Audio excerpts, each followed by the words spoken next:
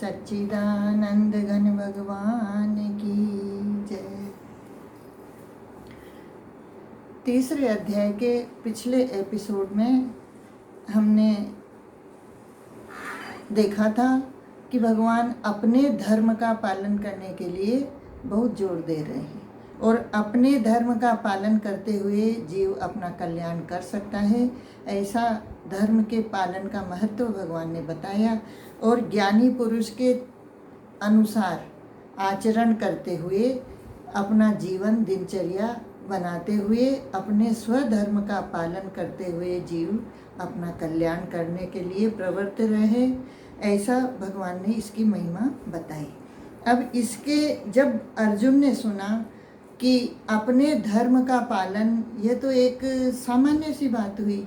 जैसे हम वर्ण आश्रम में भी ब्रह्मचर्य आश्रम, गृहस्थ आश्रम, वानप्रस्थ और संन्यास आश्रम, सबका धर्म अलग अलग है और हम जिस समय जिस धर्म में हैं, जिस वर्ण में हैं, तो उस समय उसी का धर्म आचरण करना, उन्हीं के अधिकार कर्तव्यों का पालन करना, ये हमारा धर्म बन जाता है।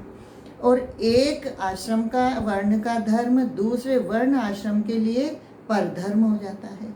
इस प्रकार भगवान ने कहा कि विगुण होते हुए भी, कम गुण यानी थोड़ा निकृष्ट होते हुए भी अपने ही धर्म का आचरण करते हुए हमें चलना चाहिए। उसी में हमारा कल्याण निहित है।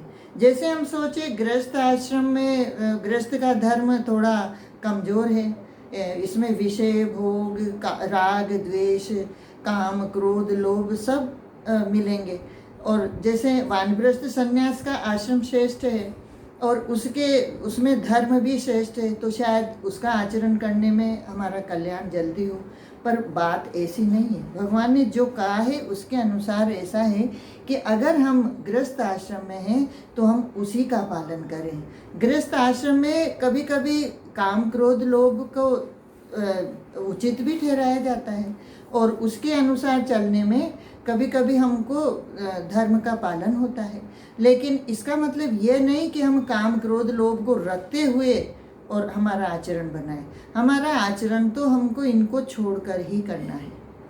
तो इस प्रकार से भगवान धर्म पर विशेष, स्वधर्म पर विशेष जोर दे करके पर धर्म का त्याग करने के लिए कहते हैं कि पर धर्म कितना ही श्रेष्ठ हो, गुणवान हो, फिर भी हमको उसकी तरफ दृष्टि न देते हुए अपने धर्म का पालन करना चाहिए।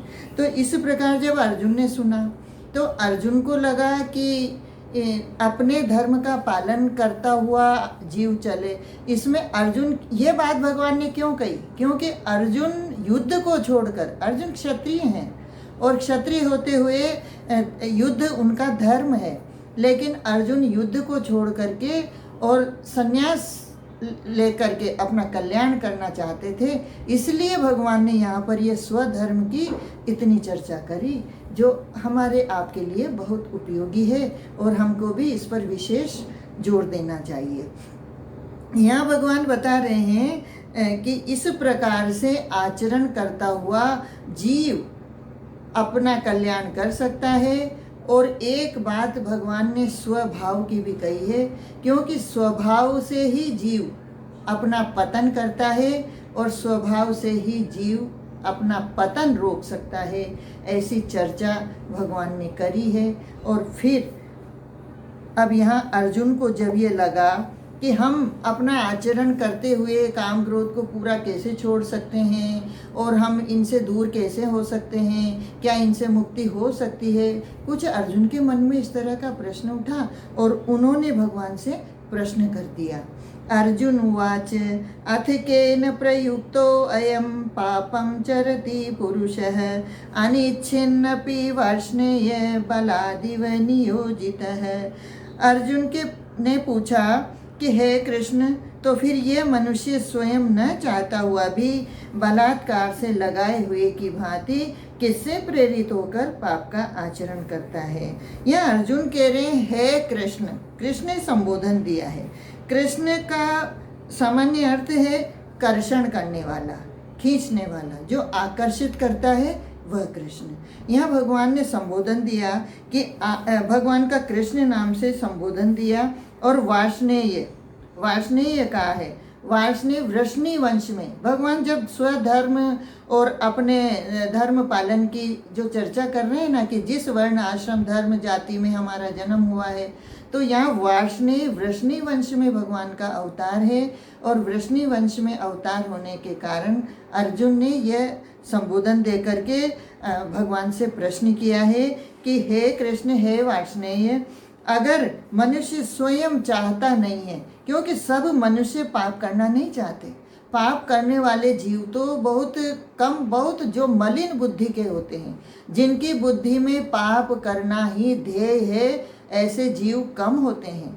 और ऐसे जीव जो पाप करना ही नहीं चाहते, पाप कर ही नहीं सकते, ऐसे जीव भी मनुष्याणाम सहस्रेषु, ऐसे श्रेष्ठ कोटि के साधक कोटि के जीव होते हैं, वह भी पाप नहीं करते। लेकिन कुछ जीव हम ग्रस्त जैसे, हम लोगों जैसे ऐसे होते हैं कि हम चाहते तो नहीं हैं कि पाप करें, हम चाहते तो यही हैं कि हम सात्विकता से और सबका हित करते हुए, भली भांति रहते हुए पुण्य का अर्जन करें और पाप का त्याग करें, पाप न करें। लेकिन फिर भी यहाँ कृष्ण संबोधन, वार्ष्णेय संबोधन दे करके अर्जुन भगवान से पूछते हैं कि जीव चाहता नहीं है, ये मध्यम कोटि के जीव की चर्चा हो रही है, तो जीव चाहता नहीं है कि पाप करे, फिर भी बलात्कार से, कि जैसे जबरदस्ती उसको कोई उस पाप में प्रवृत्त कर देता है और उसकी बुद्धि ऐसी हो जाती है कि वह न चाहते हुए भी वह पाप वाला गलत काम वह कर लेता है। ऐसा क्यों होता है, ऐसा क्यों चलता है, तो किससे प्रेरित होता है? ये बहुत महत्वपूर्ण प्रश्न है और खास हमारे काम का है। तो यहाँ अर्जुन ने जब इस प्रकार से प्रश्न किया तो भगवान अब इसका उत्तर देते हुए कहते हैं, श्री भगवान उवाच काम एष क्रोध एष रजोगुण समुद्भवः महाशनो महापाप्मा विद्धेनम इह वेरिणम। अर्जुन के पूछने पर भगवान बोले, हे अर्जुन, रजोगुण से उत्पन्न हुआ ये काम क्रोध, ये बहुत खाने वाला अर्थात भोगों से कभी न अघाने वाला और बड़ा पापी है, इसको ही तू इस विषय में बैरी जान। भगवान ने एक संक्षिप्त उत्तर में यह बात कही कि हमको जबरदस्ती पाप में प्रेरित करने वाला कौन है। इसका उत्तर भगवान ने दिया कि रजोगुण से उत्पन्न हुआ ये काम, यानी काम ही हमको पाप में प्रवृत्त करता है। हमारे अंदर अगर काम न हो, काम का मतलब है कामना, काम खाली विषय भोग ही काम नहीं है, प्रत्येक विषय का आकर्षण रखना, राग रखना विषयों में, और ये चाहिए ये नहीं चाहिए, ये काम का स्वरूप है। तो इस प्रकार से ये किससे उत्पन्न हुआ? भगवान ने यहाँ सीधे सीधे जवाब दिया कि ये रजोगुण से उत्पन्न हुआ है। तो रजोगुण में आचरण करने वाला जीव काम क्रोध से रहित तो हो ही नहीं सकता, उसका स्वभाव उस रजोगुण के अनुसार बनेगा और वह न चाहते हुए भी सत्वगुण से निकल करके रजोगुण में प्रवृत्त हो जाएगा और रजोगुण में रहता हुआ कभी कभी तमोगुण में भी चला जाएगा। तो इस प्रकार से ये रजोगुण से उत्पन्न हुई कामना, काम, क्रोध, ये जीव को जबरदस्ती अपने कर्म से गिरा देते हैं और पाप का आचरण करवा लेते हैं। अब इस काम का जो भगवान वर्णन करने जा रहे हैं, काम के विषय में भगवान विस्तार से बता रहे हैं कि ये कभी न अघाने वाला, भोगों से बहुत खाने वाला और कभी न अघाने वाला। बहुत खाने वाले का तात्पर्य क्या है? यानी काम की कभी पेट नहीं भरता। कामना ऐसी वस्तु है जो एक बार हमने कामना की, वह अगर हमारी पूरी भी हो गई तो वह पूरी हो जाने के बाद तुरंत दूसरी नई कामना उत्पन्न हो जाएगी और इस प्रकार से एक कामना पूरी हुई, दूसरी कामना में हम फिर प्रवृत्त हो जाते हैं, फिर वह कामना प्रकट होकर के हमको अपने पूर्ति में लगाए रखती है। इस प्रकार बहुत खाने वाला इसको कहा है कि यानी इसको जितना खिलाया जाओ, जितना इसको हम कामना की पूर्ति करते जाएंगे, उतनी उतनी ही यह और नई होती जाएगी, और इस प्रकार से कभी इस काम का पेट भरने वाला नहीं है। यानी कामना की पूर्ति आज तक न किसी की हुई है, न होगी और न हो सकती है। इसलिए इस काम की भगवान ने बहुत निंदा की है और इसको त्यागने का आदेश दिया है। और ये कभी ना अघाने वाला, कामना अपनी पूर्ति होते ही तुरंत नई कामना को जन्म दे देती है। कभी ना अघाने वाला, एक के बाद एक आप अपनी कामना की पूर्ति करते जाइए, ये कभी इसकी तृप्ति होगी नहीं। बहुत खाने वाला है और कभी ना अघाने वाला, यानी ये सदा निरंतर बनी रहती है, कभी इसकी तृप्ति होती ही नहीं है। अगर कामना की पूर्ति हो गई तो दूसरी कामना उत्पन्न हो जाएगी, तो ये लोभ हो जाएगा। और कामना की पूर्ति में अगर हमको बाधा लगी तो हमको क्रोध आ जाएगा, और हम कोई बाधा डालने वाला हमसे बलवान है तो भय की उत्पत्ति हो जाएगी। इस प्रकार ये रजोगुण का स्वरूप है, काम, क्रोध, लोभ, भय, और ये इस काम के ही अंतर्गत है। अगर हम एक कामना का त्याग कर देते हैं तो कामना का त्याग होते ही काम, क्रोध, लोभ, मोह, भय, इन सब से हमको निवृत्ति मिल जाती है और हम इन सब से ऊपर उठ जाते हैं। इसलिए इस काम के लिए भगवान ने इस प्रकार से कहा है, और कहा है कि ये बड़ा पापी है, बड़ा पापी है। पापी का मतलब ये पाप कराने वाला है। काम के सिवाय हमसे और कोई पाप करवा ही नहीं सकता। अगर हमने काम, इसलिए भगवान ने निष्काम कर्म की कितनी महिमा गाई है। अगर हम इस काम का त्याग कर दें तो हमको ये चाहिए और ये नहीं चाहिए, ये खत्म हो जाएगा। फिर जब हमको कुछ चाहिए ही नहीं तो फिर हम पाप क्यों करेंगे। अर्थात हमारे सब कर्म श्रेष्ठ होंगे, निष्काम होंगे और पाप से परे होंगे। सब हमारा पुण्य दिलाने वाले और सत्कर्म वाले कर्म हो जाएंगे। तो इस प्रकार से हम पाप से मुक्त हो जाएंगे। तो इसलिए इस काम को महापापी कहा है कि यह बड़ा पापी है। हम जीव से पाप कराने में केवल एक ही कारण है, कामना।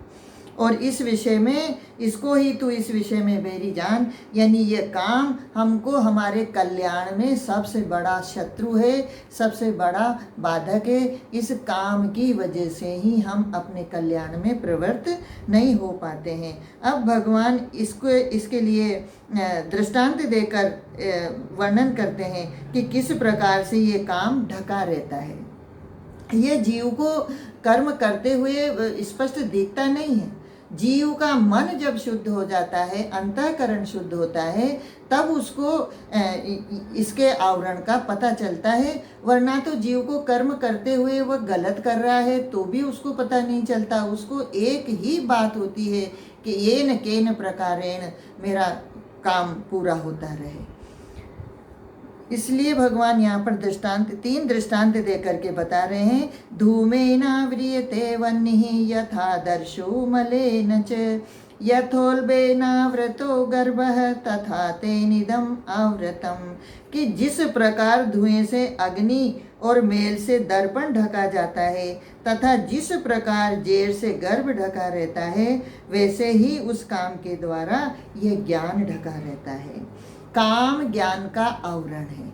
जब तक जीव में काम उत्पन्न रहेगा, काम प्रबल रहेगा, तब तक उसके ज्ञान की प्राकट्य नहीं होगा, उसका विवेक प्रकट नहीं होगा। और यही कारण है कि जीव जबरदस्ती न चाहता हुआ भी काम प्रबल होने से पाप कर बैठता है। क्यों? उसका ज्ञान प्रकट ही नहीं होता। तो जब ज्ञान विवेक प्रकट नहीं होगा तो फिर क्या करना चाहिए और क्या नहीं करना चाहिए, इसका निश्चय कैसे करेगा।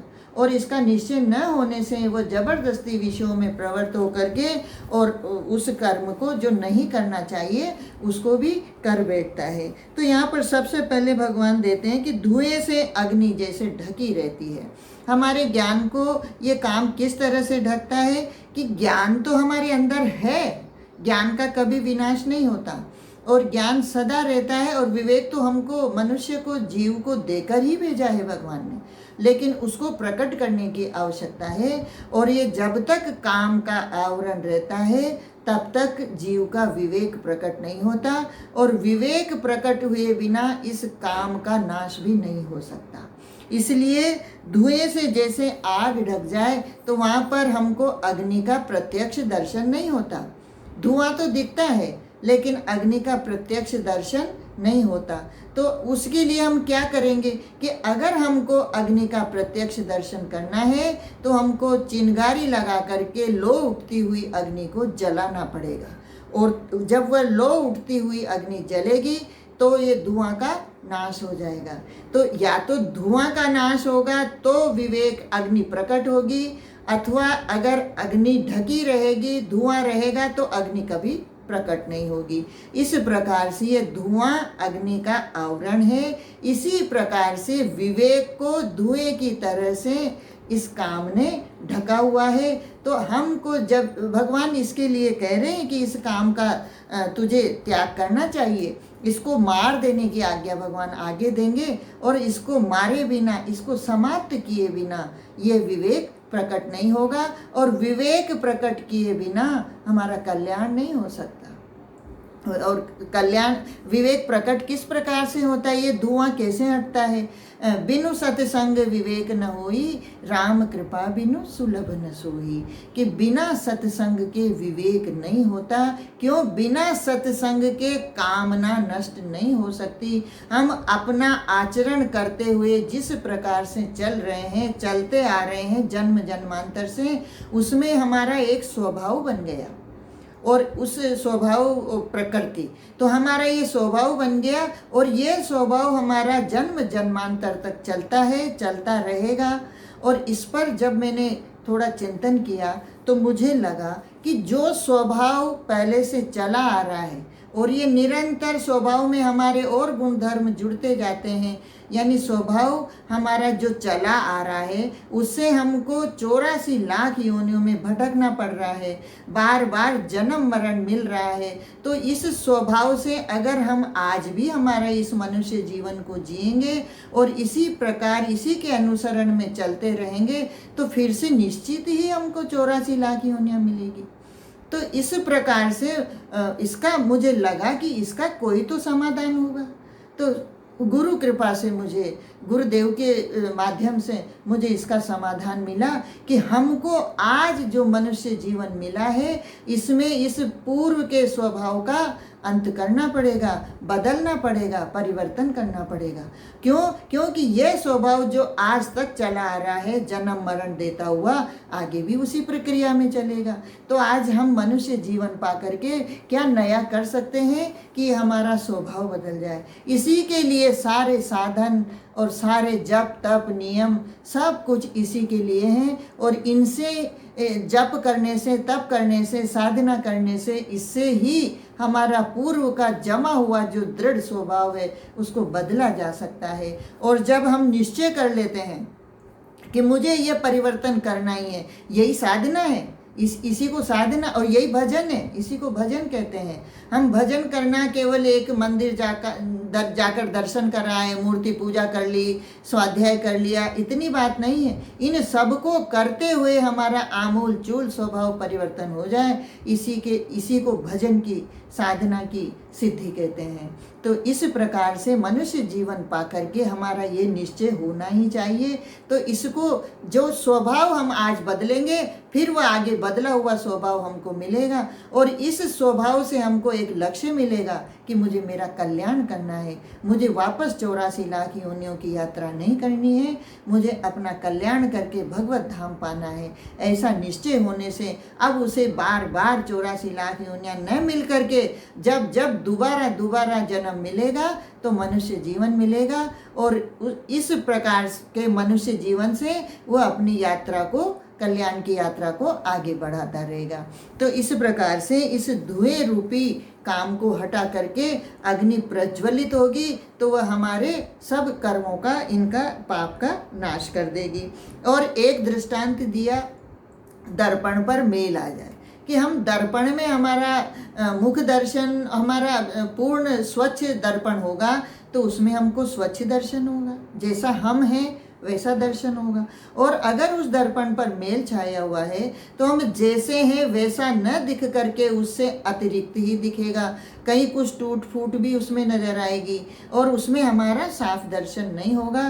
तो क्या करना पड़ेगा, अगर हमको हमारा स्व का स्वच्छ या जैसा हम हैं वैसा दर्शन करने के लिए मेल को हटाना पड़ेगा।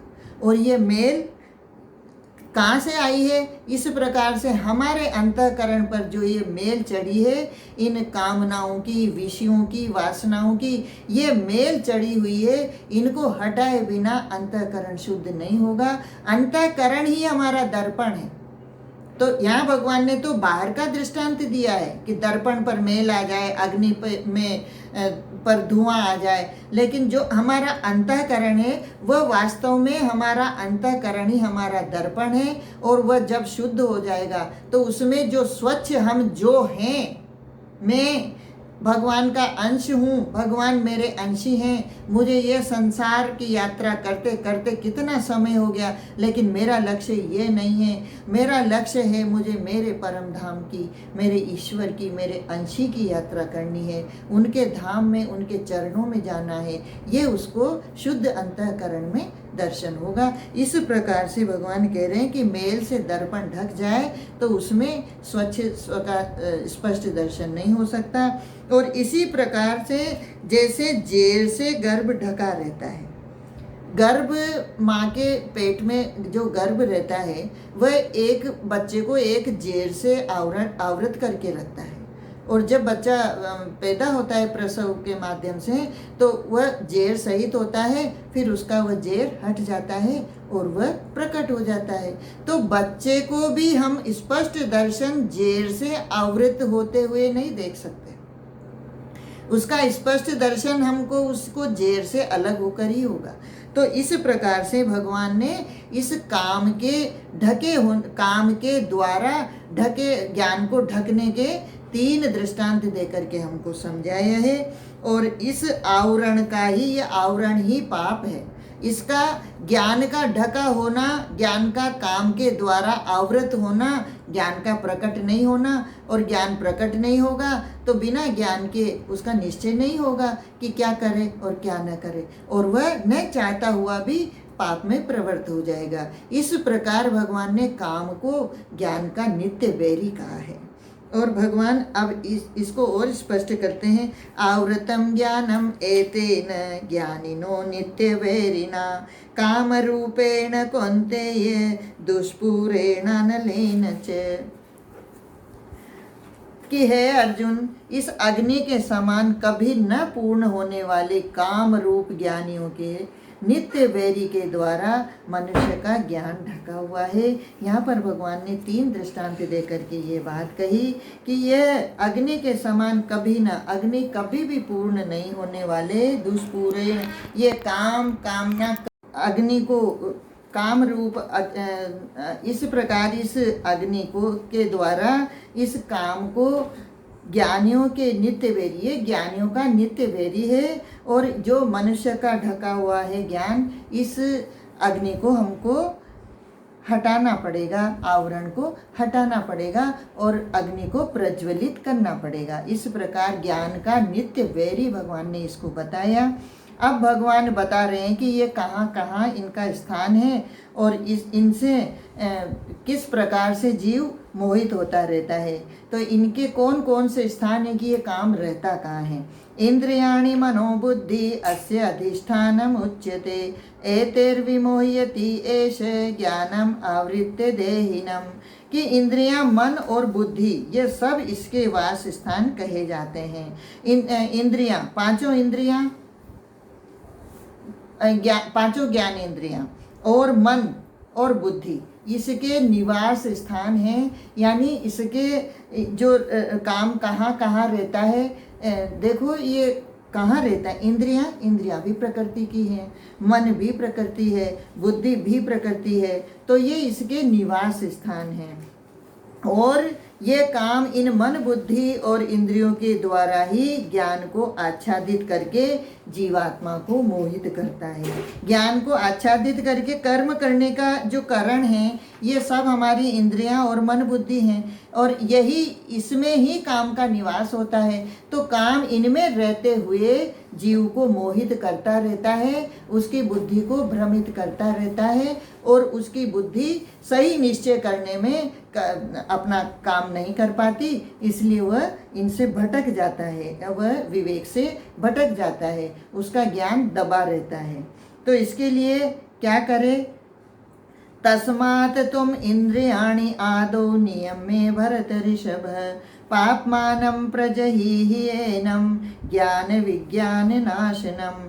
कि इसलिए हे अर्जुन, तू पहले इंद्रियों को वश में करके इस ज्ञान और विज्ञान का नाश करने वाले महान पापी काम को अवश्य ही बलपूर्वक मार डाल। भगवान ने काम को मारने की आज्ञा दी है। देखें, हम मानस में भी चिंतन आता है कि शंकर भगवान के सामने जब काम प्रकट हुआ तो भगवान ने उसको मार दिया, तीसरा नेत्र खोल करके। भगवान ने उसको जीवित नहीं छोड़ा। तो शंकर भगवान ने जब काम को मार दिया तो उसके बाद काम कभी भी शंकर भगवान को मोहित करने नहीं गया। और नारद जी का भी प्रसंग आता है कि नारद जी ने काम को दया करके छोड़ दिया। तो ये काम दया करने जैसा नहीं है। नारद जी को जब दया करके काम को उन्होंने छोड़ दिया तो उस समय तो वह शरण में आ गया, और उस समय शरण में आकर के उसने नारद जी को मोहित कर दिया। उसके बाद हम सब जानते हैं कथा कि नारद जी को मोह हुआ और नारद जी को विश्व मोहिनी से विवाह करने की इच्छा प्रकट हो गई। और जो इतने श्रेष्ठ आदि बाल ब्रह्मचारी हैं और इतना श्रेष्ठ व्यक्तित्व जिनका है, जो सदा भगवत चिंतन में लगे रहते हैं, वह भी एक स्त्री के रूप में मोहित होकर के उससे विवाह करने की इच्छा करने लगे। इस प्रकार इतना ये पाप गिरा देता है, यानी ज्ञान और विज्ञान का नाश करने वाला है। जब ये ज्ञान को ढका रहता है तो विज्ञान तो प्रकट ही कैसे होगा? हम ज्ञान का ही निश्चय नहीं कर पा रहे तो हम विशेष ज्ञान की प्राप्ति कैसे कर सकते हैं? इसलिए इस काम को हमको छोड़ना नहीं है, यानी इसका नाश करने का साधन करते हुए सदा इसको नाश करने के लिए तत्पर रहना है और इसको बलपूर्वक मार डाल। बलपूर्वक यानी हम इसको, ये इतना प्रबल है, आगे भगवान कहेंगे कि प्रमाथि बलवत दृढ़म, ये बहुत बलवत, ये मन को इस प्रकार से हिला देता है, मन में रहता हुआ कि मन और कोई दूसरे संकल्प कर ही नहीं पाता, और जो करता है वह इसी प्रकार से करता है कि ये तो मुझे चाहिए ही, इसको तो मुझे करना ही है। और इस प्रकार से बुद्धि को भी वह वश में कर लेता है और सब काम अपने बलात् जबरदस्ती, अपने न चाहते हुए भी वो करवा लेता है। परिणाम उसको चाहे फिर दुख मिले तो उसका भी उसको विचार नहीं आता कि इसका परिणाम मुझे दुख मिलेगा। इसलिए भगवान इसको बलपूर्वक मारने की कहते हैं।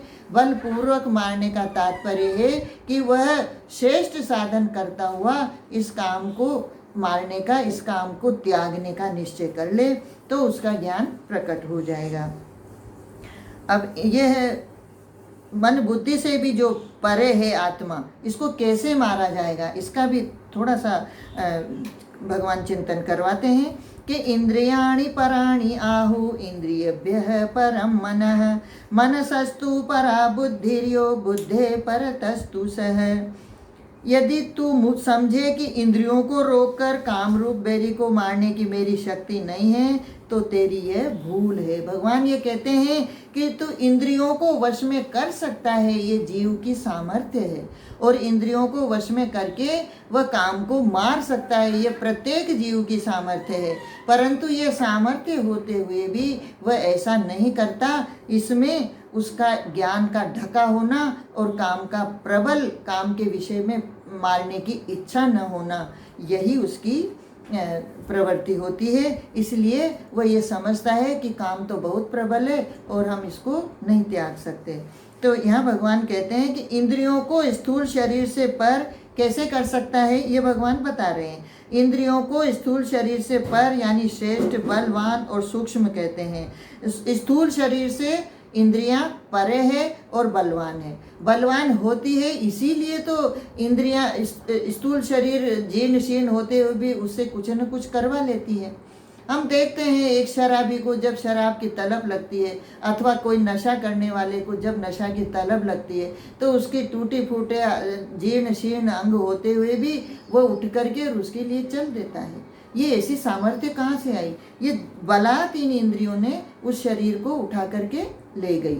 और इस प्रकार से ये इंद्रियों से स्थूल शरीर पर है और स्थूल शरीर से इंद्रियां पर है और श्रेष्ठ है और बलवान है और सूक्ष्म भी है। स्थूल शरीर से सूक्ष्म है, दिखती नहीं है, जब कर्म करते हैं तो पता चलता है कि कौन काम कर रहा है। और इन इंद्रियों से पर मन है, मन इससे भी सूक्ष्म है इंद्रियों से भी, और पर है यानी अंतरंग है।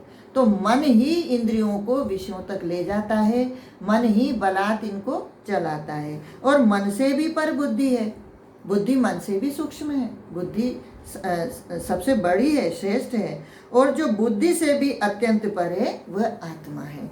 यानी ये सब प्रकृति का विषय है। ये इंद्रियां, स्थूल शरीर, मन और बुद्धि ये सब प्रकृति है और ये प्रकृति ही प्रकृति में अपने आप में बरतते हुए कर्म करवाती है, पर इससे परे आत्मा है।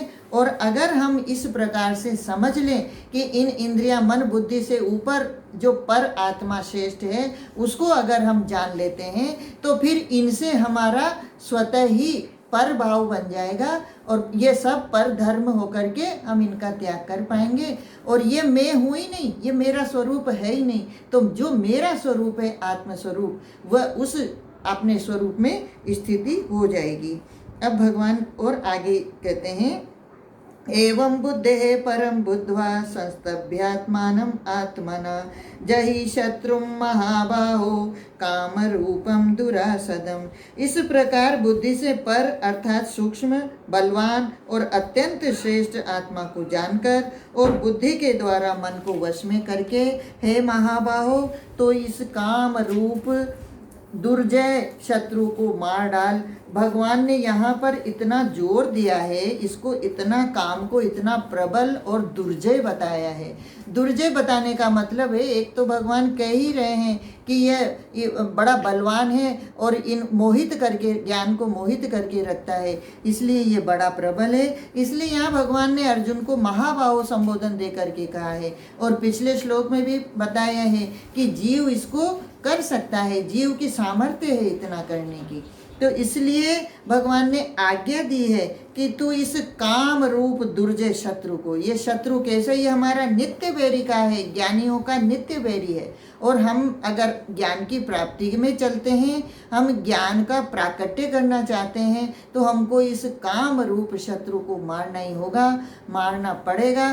काम को मारे बिना हम हमारी आगे की आत्मा तक की यात्रा नहीं कर सकते, क्योंकि जब तक हम इस काम में फंसे रहेंगे तब तक हम प्रकृति के दायरे में अपने पर स्वरूप में रहेंगे। और जब हम इसको छोड़ देंगे, इससे श्रेष्ठ हम जो आत्म स्वरूप है हमारा, उस आत्मा तत्व को जब जानेंगे तब हमारी उसमें स्थिति होगी और वह स्थित प्रज्ञा वाली स्थिति प्रज्ञा बन जाएगी, तो हमारा ज्ञान नित्य प्रकट रहेगा। और इस प्रकार उस काम का मार करके ही, ये काम का नाश करके ही ये इस प्रकार की स्थिति बन सकती है। ऐसा भगवान ने आदेश देते हुए काम को नित्य मारने की बात, सदा के लिए इस काम को मारने की आज्ञा दी। और इस प्रकार से कहते हुए भगवान ने तीसरे अध्याय का विषय पूर्ण किया। ओम तत्सदिति श्रीमद्भगवद्गीतासु उपनिषत्सु ब्रह्म विद्यायां योगशास्त्रे श्री कृष्णार्जुन संवादे कर्मयोगो नाम तृतीयो अध्याय। बोलो सच्चिदानंद भगवान की जय।